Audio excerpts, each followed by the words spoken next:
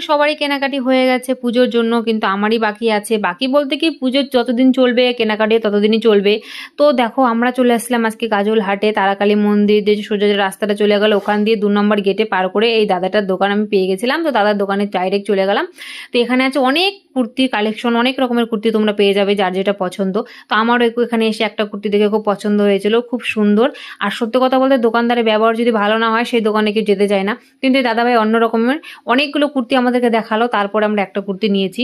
তো অনেক দোকানদার আছে দেখাতে চায় না, তো দাদাটার ব্যবহার খুবই ভালো ছিল, তো আমরা নিয়ে চলে আসলাম। তোমরা যদি নিতে চাও অবশ্যই আসতে পারো দাদাটার দোকানে। তো তারপরে আমরা নিয়ে চলে আসছি, রাস্তা দিয়ে যাচ্ছিলাম তখন দেখতে পেলাম একটা দাদা রাস্তার সাইডে বসে আছে। এই লোকেশনটা হচ্ছে তোমার চাকাপট্টির পাশে। তো ইনি ব্যাগ বিক্রি করছিলেন মাত্র 150 টাকা করে। এই ব্যাগগুলো দেখতে পাচ্ছ মাত্র 150 টাকা। এই ব্যাগটা যদি তুমি গাজল যে রাস্তার সাইডে দোকানগুলো থাকে ওগুলো তো যাও তুমি 200-300 টাকা করে নিবে।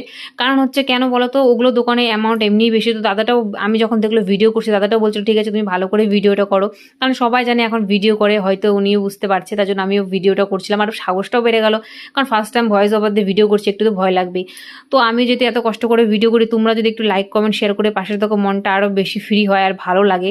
তো তোমরা কি একটু সাপোর্ট করতে পারো না সবাইকে? তো বাদ দাও। তো এবার আমাদের দেখো ব্যাগগুলো দেখতে পাচ্ছ মাত্র 100, 150, 200, 250-র মধ্যে তোমরা এখানে ব্যাগ পেয়ে যাবে।